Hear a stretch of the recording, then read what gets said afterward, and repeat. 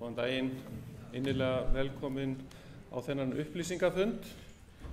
Mér langar að fara svona yfir nokkur atriði í starfi háskólans, tala stöðu, árangur, fjármál, stefnu og ýmis önnur atriði sem eru mikilvæg. Og svona fyrst, það langar mig að ræða aðeins stöðu og árangur skólans. Og þessi mynd tekin við brautskráningu 18. febrúar síðastliðinn, þar sem 455 kandidatar brautskráðust og það svona einhvers konar uppskeruhátíð okkar. En svona þegar maður talar stöðu háskólans og árangur, þá kannski rétt að byrja á því að ræða aðeins nemendafjölda. Og það sem hefur verið að gerast núna á undanförnum árum eða misserum og árum að nemendafjöldi aðeins minni en áður var. Við náðum svona toppnum 14.000 stuttu eftir hrun og nú heildarnemendafjöldi 12.500. Og við sjáum á þessari glæru sem sýnir hér, efri kurvan fjöldi nemenda, hvernig hann hefur þróast frá 2008 til 2016. Neðri kurvan þá fjöldi brautskráninga. Og nemendur hafa verið 12.500, 12.500 og við höfum verið með 3.000 brautskráningar á ári. Og við sjáum að grunnnemum hefur heldur fækkað á þessu tímabili og eru þá rúmlega 8.000.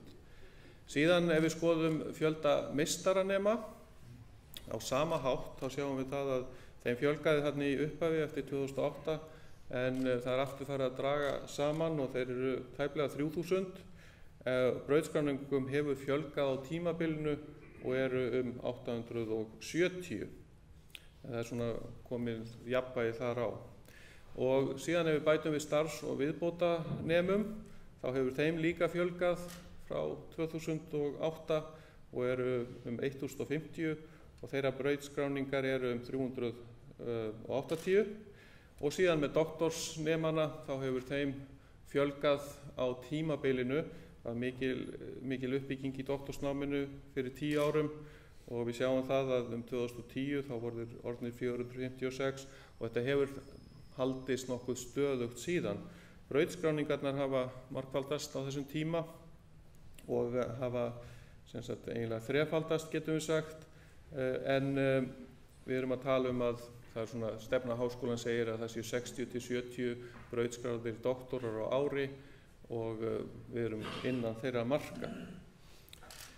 Síðan ef við skoðum fjölda starfsfólks, það áhugavert að skoða það sérstaklega og við sjáum að frá 2010 til 2012 þá var nokkuð stöðugur fjöldin, bæði þá annars vegar akademískir starfsmenn og síðan aðrir. Og við sjáum síðan eftir 2012 þá hefur akademískum starfsmönnum fjölgað tæplega 90 og öðrum hefur fjölgað meira, en inn í fjöldanum aðrir þá erum við að tala starfsfólk, stjórnsýslu, stoðþjónustu, við erum líka að tala fólk á sjálfsaflafé, nýdoktora og doktorsnema og doktorsnemar til dæmis á styrk eru 125 og nýdoktorar 60. Svo það mjög glæsilegt, en þessi tala lýsir þessum stóra hópi. En við sjáum það að það hefur orðið talsverð aukning í fjölda starfsfólks. Árangurinn, hann hefur verið glæsilegur.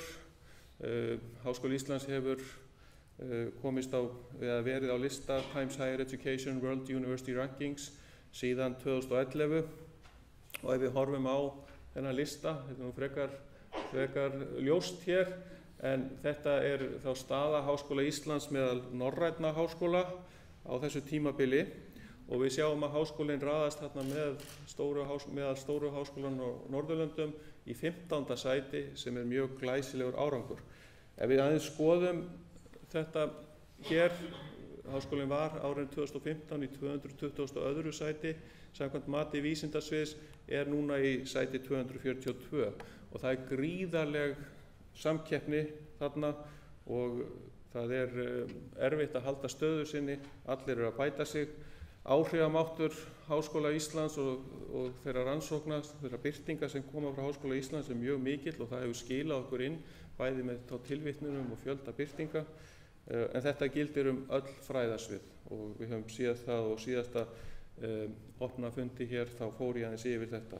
En það einmitt rannsókna afkvæstin sem eru aðalega að skila okkur inn á listan, en þetta mikil samkeppni. En ef við skoðum til samanburðar þá stærð Háskóla Íslands á Norðurlöndunum, ef við skoðum 50 skóla, þá sjáum við að Háskóli Íslands nokkurn veginn hérna í miðjunni, svona sæti 25, og við sjáum til dæmis að Háskólinn í Bergen, hérna Háskóli Íslands, Háskólinn í Bergen aðeins stærri, það ekki gríðarlegur munur, en ef við skoðum fjármögnun, heildartekjur á ársnema, þá fyrir árið 2015 í milljónum króna, þá Háskóli Íslands alveg hérna við botninn. Og þetta náttúrulega áhyggjuefni í þessu alþjóðlega samhengi að við eins og ítrekað hefur komið fram undir fjármögnuð. Og það sést aftur hér á glæru, hérna hún svolítið flókin þessi, þetta sætið á Times Higher fyrir 2015, sá sem efstur með minnsta súluna, það bara talan, minnstu súluna, og svo kemur þetta hérna áfram. Háskóli Íslands hér og hann hérna, þetta Háskóli Íslands, þetta hans staða, og við sjáum að hann rétt hérna á eftir Háskólanum í Bergen sem með tæplega þrefalda fjármögnun á við Háskóli Íslands. Álíka stór en með þrefalda fjármögnun. Og það alveg ljóst að það þarf að efla fjármögnun Háskóla Íslands. Og hvernig kemur þessi vanfjármögnun fram? Við höfum á undanförnum árum gert starfsumhverfiskannanir hér í háskólanum og nú var starfsumhverfiskannun gerð í 3. skipti á síðasta ári frá október til nóvember og hér staðan varðandi þátttöku. Það voru 70% sem tóku þátt í starfsumhverfiskönnuninni sem ágætis þáttaka og ef við skoðum bara einn þátt úr þessari könnun sérstaklega, þá sjáum við, þetta þá vinnuálag, streita og hvort fólk sé andlega úrvindu eftir vinnudaginn, andlega úrvinda, þá sjáum við að 3/4 akademískra starfsmanna við Háskóla Íslands andlega úrvinda eftir vinnudaginn og þetta hefur ekki breyst á undanförnum árum, 2012, 2014, 2016 og þetta bara ekki nógu gott. En við munum kynna niðurstöður þessarar könnunar hér sérstaklega á fundi á næstunni þar sem þetta verður greint betur, en það ýmislegt jákvætt sem kemur þarna fram líka og hér eru hlutir sem eru jákvæðir eða horfa til betri vegar. Það aukin ánægja með næsta yfirmann og stjórnun Háskóla Íslands, það ánægja með upplýsingamiðlun miðað við 2012. Það fleiri sem segjast fá stuðning við styrk umsóknir.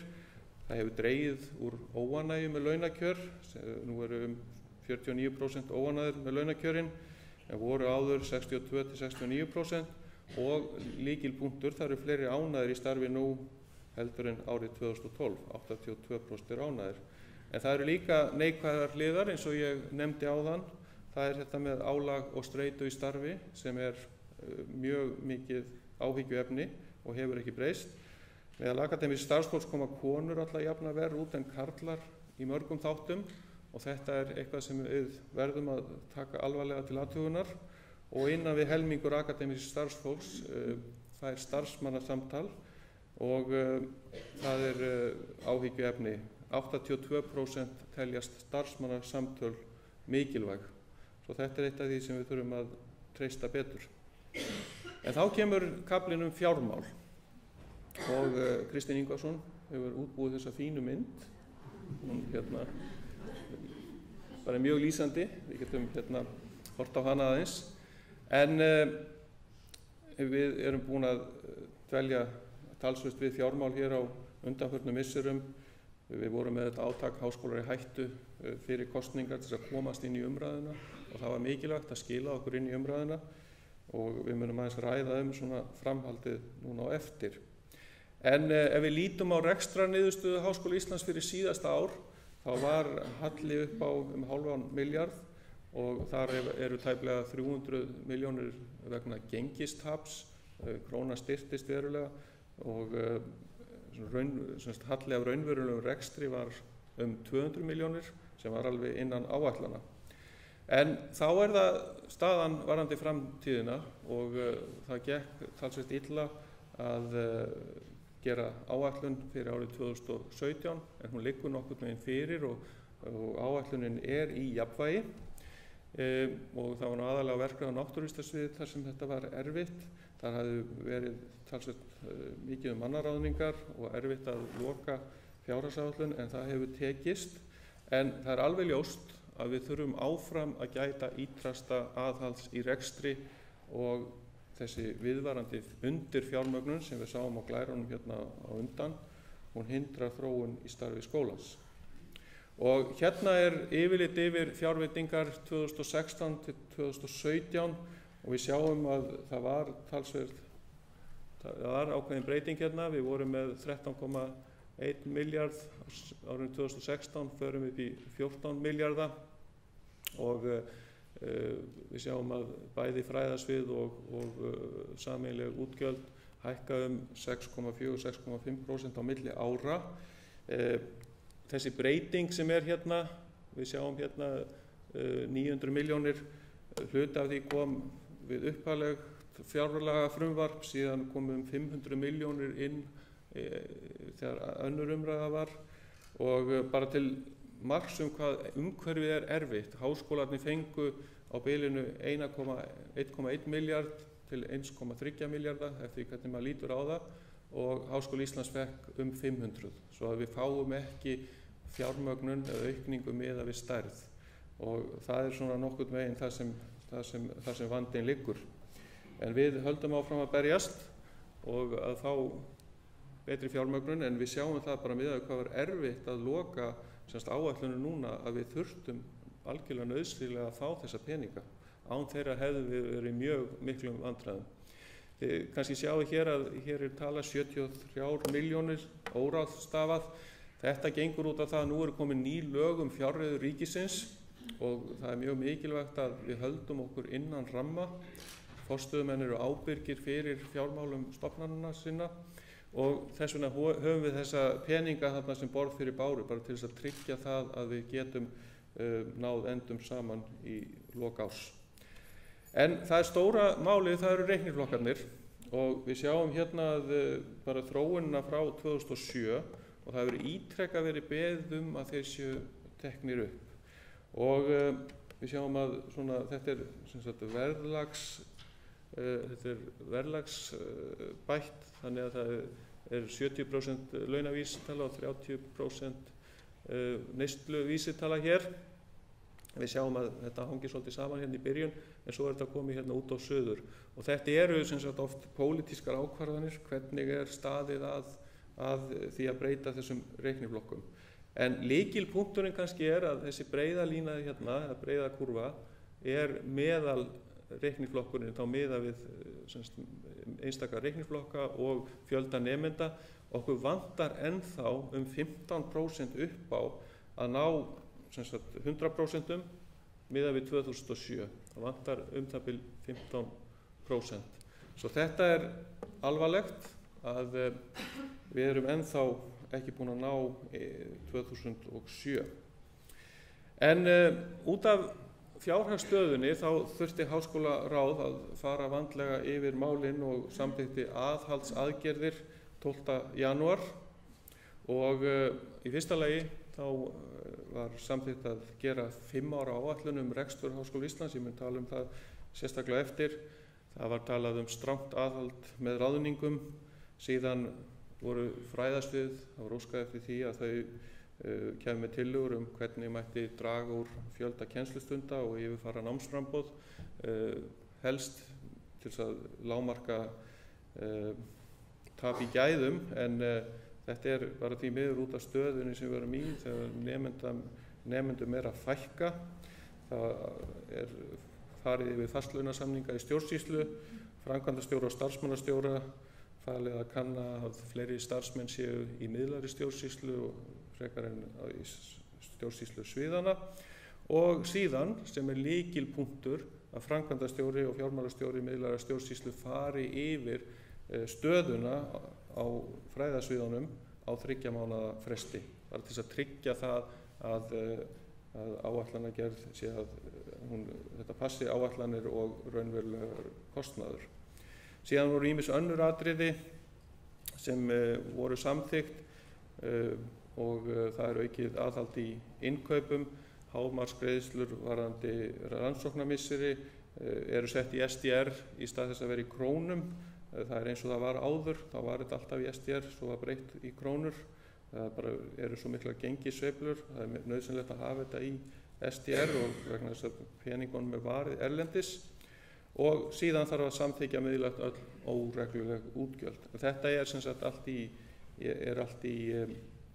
fundargerð Háskólaráðs.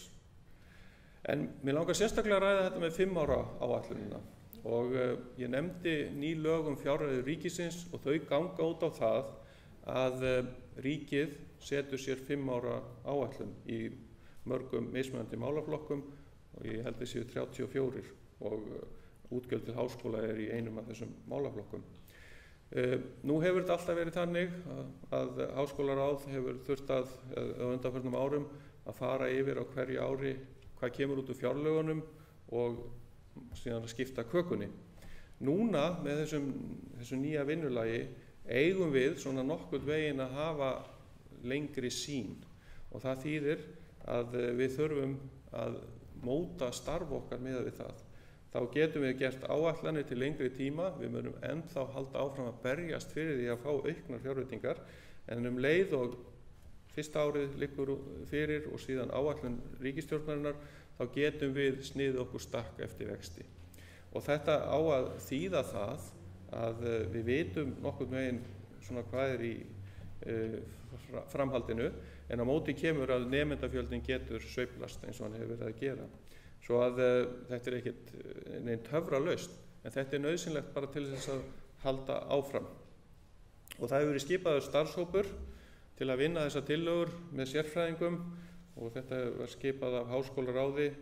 Þeir hafa þekkingu á rekstri háskóla og almenna rekstrarþekkingu. Sigurður Jóhannesson, forstöðumaður Hagfræðistofnunar, leiðir hópinn, Ásthildur Margrét Óttarsdóttir, fulltrúi í Háskólaráði og formaður stjórnar Marel situr í hópnum ásamt Adam Á. Kristóferssyni forseta félagsvísindasviðs sem situr líka í fjármálanefnd. Og ætlunin er að þessi hópur muni skila sínum tillögum á háskólaráðsfundi í júní. En nú er komin ný ríkisstjórn eins og vel er kunnugt og mér langaði bara að ræða nokkur atriði sem eru í stefnuyfirlýsingu hennar og þau eru sett hér á skjá og það er eitt að treysta samkeppnishæfni Íslands, það er hagsæld landsmanna og þróun þekkinga samfélags byggist á öflugu menntakerfi sem býður fjölbreyttar námsleiðir og styður við atvinnulífið. Síðan skal styðja háskólana í að halda uppi gæðum og standast alþjóðlega samkeppni og endurskoða þar reiknilíkön skólakerfisins. Þetta eru lykilpunktar og við munum halda þeim til haga. Það er búið að fara fram á að reiknilíkan okkar það sé uppfært frá 2007 og það hefur ekki verið gert en það þarf að gera það. Og síðan er nauðsynlegt að efla kennaramenntun og við höfum þegar hafið samtal við ráðuneytið það og munum halda því mjög til haga og hafa það ofarlega á dagskrá. Svo vildi ég nefna einn punkt sem er reyndar ekki hér að Vísinda- og tækniráð hefur alltaf verið undir forystu forsætisráðherra síðan það tók til starfa 2003. Nú er það mennta- og menningarmálaráðherra sem leiðir þá vinnu og forsætisráðherra virðist ekki sitja í ráðinu. Hvað áhrif það hefur vitum við ekki, en það er fyrsti fundur Vísinda- og tækniráðs núna með þessa ríkisstjórn á eftir og við Steinunn Gestsdóttir, aðstoðarrektor kennslu og þróunar, við sitjum þar fyrir hönd Háskóla Íslands. Það verður áhugavert að sjá hvað gerist þar. En það er ánægilegt að segja frá því að mennta- og menningarmálaráðherra veitti okkur fyrsta fund sinn eftir hann tók við þegar hann tók á móti fulltrúum stofnana. Veitti Háskóla Íslands sem fyrsta fund og það var góður fundur og síðan kom hann í heimsókn og var hér í 3 klukkutíma og hitti starfsfólk og stúdenta og það var bara annar góður fundur svo að samstarfið hefur farið ágætlega af stað. Síðan allsherjar- og menntamálanefnd kom hér í heimsókn og hélt fund með okkur fyrir nokkrum vikum og aftur. Það var fínn fundur og góður hugur í að vinna saman af því að efla Háskóla Íslands. Og síðan höfum við átt í mörgum samtölum við stjórnmálamenn og fleiri þetta mál og við munum halda áfram að gera það. Svo þetta svona nokkurn veginn staðan varðandi fjármálin og ríkið. Þá langar mig að tala stefnu Háskóla Íslands, HÍ21, og hún var samþykkt á síðasta ári undir titlinum Öflugur háskóli, farsælt samfélag. Og hún í 4 köflum með aðgerðum. Það nám og kennsla, rannsóknir, samfélagsleg þáttaka, samfélagsleg ábyrgð og mannauður. Og í stefnuskjalinu eru skilgreindar 5 áherslur sem eru listaðar hér sem eiga að vera svona lykil straumar í starfi háskólans á þeim tíma sem stefnan nær yfir. Og ef við svona skoðum núna innleiðingarferli stefnunar, hún var samþykkt í fyrra, hún var kynnt í fyrra og síðan var ákveðið að fara í aðgerðir, sem sagt framkvæma stefnuna frá 2016 til 2020 og það í gangi. Og síðan í lok tímabils verða aðgerðirnar verða þær rýndar og hvernig til hefur tekist. Og það náttúrulega alveg ljóst að stefnan hangir svolítið mikið á því að fá aukinn stuðning. En samt, við munum vinna að stefnunni miðað við þá fjármuni sem við höfum og vinnan hefur bara gengið ágætlega fram að þessu. Og það hafa verið aðgerðir, tímasettar og þeim hefur verið forgangsraðar. Það eru settir ábyrgðaraðilar fyrir hverja aðgerð. Ábyrgðin dreifð og hún höfð sem næst vettvangi. Aðstoðarrektor þróunar og kennslu Steinunn Gestsdóttir hefur umsjón með framkvæmd stefnunar í samráði við formann gæðanefndar Sigurð Magnús Garðarsson og það eru fleiri sem koma að þessu, en varðandi fræðasviðin þá það fræðasviðsforsetar sem eru ábyrgir fyrir innleiðingu á sviðunum og þetta allt unnið í umboði rektors. Og það sem lykilatriði núna, ef við bara horfum til næstu 2 mánaða, að það verður svokallar akkerisfundur núna 17. maí, þar sem stjórnendur koma saman og fara yfir stöðuna á aðgerðunum, gera grein fyrir henni og forgangsraða fyrir næsta ár. Svo það verður semst farið yfir þetta á fundi og síðan verða niðurstöður þessara rýningar birtar á innri vef. Svo þetta mjög spennandi að sjá hvað að gerast og það eru lykilmælikvarðar sem eru skilgreindir fyrir þessa 4 kafla sem ég nefndi og undir hverjum lykilmælikvarða eru nokkrir mælikvarðar, en þessum lykilmælikvarðum verður haldið til haga og það verður í tengslum við þessa birtingu. Svo að þetta gengur vel, þetta starf, og það eru bara 2 mánuðir í akkerisfundin. Þetta spennandi. En í tengslum við nám og kennslu þá vil ég nefna að Háskóli Íslands gerist nú aðili að edX. Jóhannes Heinlein kom frá edX í nóvember og kynnti það og átti marga fundi og hélt sérstakt erindi hér í þessum sal og heimsókn hans féll í mjög góðan jarðveg. edX upphaflega samstarfsverkefni MIT og Harvard, en það eru mun fleiri háskólar og fyrirtæki sem hafa komið að edX. Það gengur út á vefkennslu í gegnum edX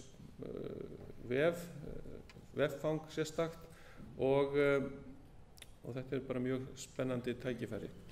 Það sem ég vil segja, hver lykilþátturinn og hver ávinningurinn fyrir Háskóla Íslands að gerast aðila edX. Það gengur aðalega út á það að við getum komið okkar námskeiðum inn í gegnum edX-vefinn, boðið upp að þau á vegum edX og líka fengið þá þjálfun sem við þurfum til þess að geta framleitt svona námskeið. Og það eru margir sem hafa komið að máli við okkur það að bjóða upp á slík námskeið, en það þarf að tryggja það að gæðin séu í lagi. En síðan býður edX bara sérstaka þjálfun í því og þetta spennandi verkefni og á verkefnaskrá kennslumálanefndar að vinna það, en það verður gengið frá samningi núna í apríl. og vil geta þess sérstaklega að Kristín Ingólfsdóttir fyrrverandi rektor hefur verið lykilaðili í því að koma á þessum samskiptum og hún hefur verið, eða var á síðasta ári í rannsóknarmisseri við edX. Svo við ræðum þetta betur þegar gengið hefur verið frá samningi. Svo vil ég nefna nokkrar gæðaúttektir og gæðamál og bara svona hlaupa aðeins í gegnum þetta. Í fyrsta lagi var úttekt á skipulagi og stjórnkerfi Háskóla Íslands undir forystu Ómars Kristmundssonar prófessors. Ómar Kristmundsson og Ásta Möller, núverandi sviðsstjóri starfsmannasviðs, hófu þetta ferli, úttekt á rektorskrifstofu sem lokið og hún var rædd á háskólaþingi og niðurstaðan var að ráða 2 aðstoðarrektora og framkvæmdastjóra stjórnsýslu og ýmis önnur atriði. Síðan úttekt á miðlægri stjórnsýslu lokið og skýrsla þeirra hefur verið birt undir háskólaráðsgögnum frá janúarfundi háskólaráðsins og það eru tillögur sem koma þarna fram og þær eru talsvert í vinnslu en dæmi niðurstöður eru að það verði stofnað sérstakt upplýsingatæknisvið og reiknistofnun verði hluti af því og að lögfræði þjónusta innan háskólans verði styrkt en það eru margar aðrar tillögur og við munum kynna niðurstöður og hvernig þær verða afgreiddar á næstu vikum. Síðan úttekt á heildarskipulagi háskólans í vinnslu og það unnið af Ómari Kristmundsssyni undir forystu hans með fleirum, Magnúsi Lyngdal Magnússyni og fleirum. Og það sem ég finnst vera mikilvægt í þessu að skoða, nú var háskóla fræðasviðsskiptingin 2008 eftir sameiningu við Kennaraháskólann. Það mikilvægt að skoða hvernig við getum bætt starfið og hvernig hægt að laga ýmsa ferla og ég get bara nefnt sem dæmi, það ekki hægt að taka allt heildarskipulagið fyrir en það ýmislegt sem má skoða, til að mynda getum við sagt lýðræði í háskólanum, val á fræðasviðsforsetum, deildarforsetum, ábyrgð þeirra, það má ræða hlutverk háskólaþings og tilhögun og þar fram eftir götunum. Svo það ákveðnir þættir sem verða skoðaðir, hvað deild, hvernig skilgreinum við deild og þetta verður svona rætt á háskólaþingi núna í maí og það verða vinnuhópar sem svona fara yfir þessar niðurstöður og ég geri ráð fyrir að skýrslan liggi fyrir í haust.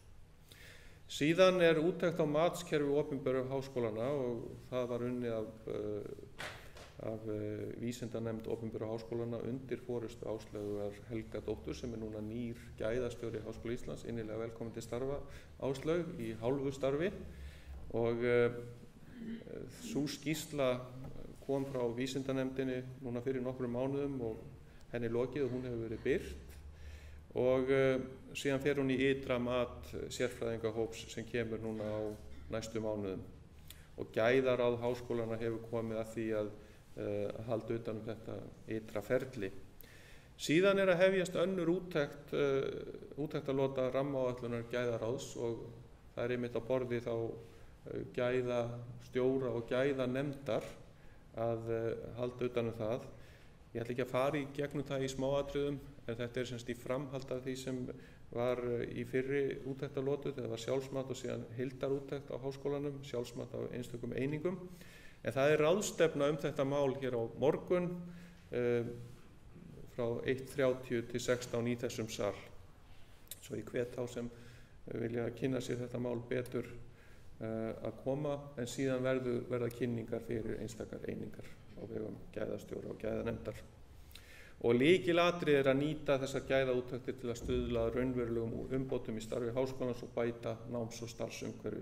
En ég legg mikla áherslu á að þetta sé ekki íþyngjandi fyrir starfsfólk, svo við reynum að hafa þetta eins auðvelt og hægt en það mikilvægt að fara í gegnum þessa vinnu.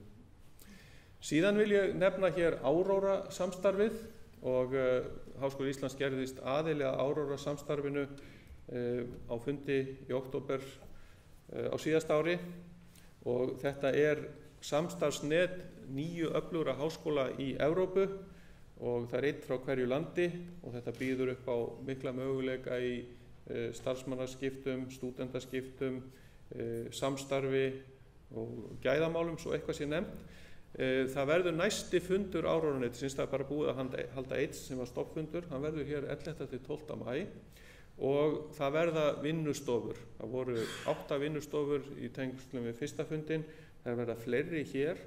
Vinnustofurnar voru margbreytileika, mat á rannsóknum, stúdenta, kennslumál og heilbrigðisvísindi sérstaklega og heilbrigðisvísindasvið Eiríkur Steingrímsson hefur leitt það og á fundinum í Amsterdam þá komst nú ekki Eiríkur en Inga Þórs og Steinunn voru þar sem okkar fulltrúar. En þetta mikilvægt finnst mér að halda fundin hér til þess að geta boðið fólki að taka þátt og þannig að Háskóli Íslands getur orðið miklu virkari aðili í þessu samstarfi. Og við munum kynna dagskrána á næstunni og ég hvet ykkur ef þið hafið áhuga að hafa samband við okkur upp á þennan fund. Síðan varðandi nýbyggingar, stofnun Vigdísar Finnbogadóttur, hús fyrir hana verður opnað núna 20. apríl. Það er alveg að skella á, þetta er glæsilegt hús, kom þangað inn daginn og alveg bara frábært að sjá hversu vel hefur til tekist og það er núna nafnasamkeppni í gangi, hvað á húsið að heita, .hi.is og það er 1 vika sem boðið upp á til þess að skila inn. Hús íslenskunar, það er á fjármálaáætlun ríkisstjórnarinnar, gert ráð fyrir að háskólinn hafi 1/3 þar og síðan er á áætlun lóð fyrir heilbrigðisvísindasvið, hús heilbrigðisvísindasviðs á lóð Landspítalans og áætluð verklok eru 2021 eða síðar en þetta tengist á nýjum spítala. Síðan eru vísindagarðarnir, þeir eru komnir á fljúgandi siglingu eftir lægð í upphafi aldarinnar en það var tekin skóflustunga að svokölluðu hugmyndahúsi sem heitir Gróska sem mun hýsa hugbúnaðarfyrirtæki CCP og sprotafyrirtæki. Það var gert fyrir nokkrum vikum. Það verða líka stúdentagarðar á vísindagarðasvæðinu og lyfjaþróunarsetur Alvogen var tekið í notkun á síðasta ári og hérna er kort af vísindagörðunum, hérna er erfðagreining, austurhlutanum, Askja, stúdentagarðar, Alvotech byggingin, stúdentagarðar, hér kemur nýr stúdentagarður og hér er þetta Grósku hugmyndahús sem er sem sagt búið að taka fyrstu skóflustunguna fyrir. Síðan vil ég nefna varðandi tækniyfirfærslu að það hafa komið fram í úttektum á nýsköpunarumhverfinu á Íslandi að nauðsynlegt er að styrkja þá tengingu rannsókna innan háskóla sérstaklega getum við sagt og nýsköpunar til þess að koma afurðum vísinda og þekkinga til samfélagsins og Háskóla landsins ásamt atvinnu- og nýsköpunarráðuneytinu hafa komið á fót undirbúningsfélagi stofnun tækniyfirfærslu skrifstofu fyrir Ísland sem heitir Auðna. Og hér er mynd frá stofnfundinum og Einar Mendile, sérfræðingur á vísinda- og nýsköpunarsviði, vinnur fyrir þetta félag og Háskóli Íslands er lykil aðili í því og þetta er spennandi. Það er sem stefnt að formlegri stofnun í byrjun árs 2018. Síðan vil ég nefna hérna örstutt opinvísindi.is, ég nefndi það ekki á síðasta fundi, það er vefur til þess að taka á móti greinum starfsfólk sem geta verið í opnum aðgangi og þetta er mikilvægt að hafa þær í opnum aðgangi til þess að geta aukið áhrifamátt þeirra og þetta gildir fyrir öll fræðasvið og Háskóli Íslands hefur stutt stefnuna opinn aðgang en þetta þýðir ekkert að við séum bara að tala greinar sem eru birtar í tímaritum sem eru í opnu aðgengi. Sum tímarit leyfa það sem kallast síðasta útgáfa sem höfundur sendir inn, leyfa birting á henni á svona vef og þetta getur hjálpað verulega upp á að auka útbreiðslu þekkingasköpunar innan Háskóla Íslands. Og ég vil sérstaklega nefna í tengslum við þetta svokallað ORCID-auðkenni. Ég hvet starfsfólk að kynna sér það og fá sér ORCID-auðkenni vegna þess að þá ef það berur sama nafn og einhver annar, þá hefur það alltaf sérstakt auðkenni í ORCID og það er hægt að færa greinar með þetta auðkenni og þetta er eitthvað sem getur hjálpað mjög mikið, eins og ég heiti Jón Benediktsson, það eru fleiri sem heita það, bara svona sem dæmi. Þá er gott að hafa sitt auðkenni. En mér langaði að nefna sérstaklega hér að það hefur verið samþykkt ný deildaskipan á menntavísindasviði, voru 3 og eru 3 deildir þar, eru 4 deildir frá 1. júlí 2018 á næsta ári, og það er deild kennslu og menntunarfræði, deild faggreinarkennslu, deild menntunar og margbreytileika og deild heilsueflingar, íþrótta og tómstunda. Og það var sérstök skýrsla sem var skrifuð þetta. Þetta er ferli sem tók 2 ár held ég í vinnslu og hefur verið samþykkt bæði á fræðasviðinu og síðan af háskólaráði. Og svo vil ég nefna líka að deild erlendra tungumál og bókmennta og málvísinda hefur skipt nafn og heitir núna Mála- og menningardeild. Og það er sérstaklega skemmtilegt að nú fer ég hérna yfir að ræða heimsóknir rektors í deildir. Þetta er frá heimsókn í Mála- og menningardeild sem var ein af þeim fyrstu. Þær hafa gengið mjög vel, eru mjög gagnlegar. Ég er búinn að klára heimsækja deildir á félagsvísindasviði, hugvísindasviði og verkfræði- og náttúruvísindasviði og ég byrjaði að heimsækja deildir á heilbrigðisvísindasviði og síðan koma deildir á menntavísindasviði. Það er verið að skipuleggja þetta. Og síðan eru fleiri einingar sem verða heimsóttar. Þetta er mjög mikilvægt einmitt að heyra hvað liggur á fólki og að vinna með það í framhaldinu. Svo ég þakka kærlega fyrir hvernig hefur verið tekið á móti okkur. Svo til þess að ljúka þessu, bara hvað er framundan.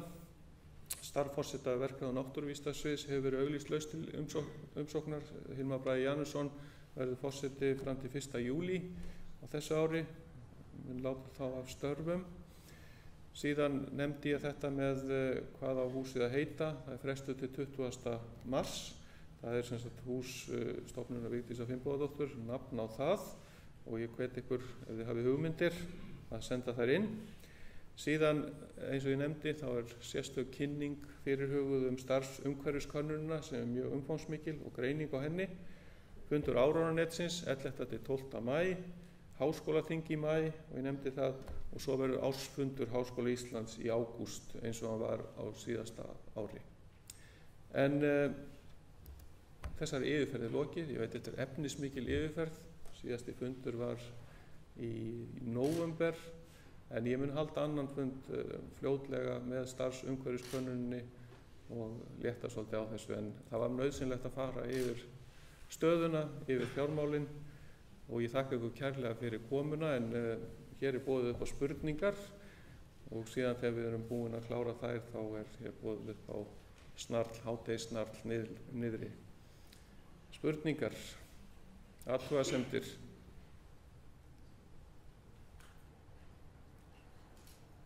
Ef ekki þá bara getum við spjallað frammi. Ég bara þakka ykkur kærlega fyrir.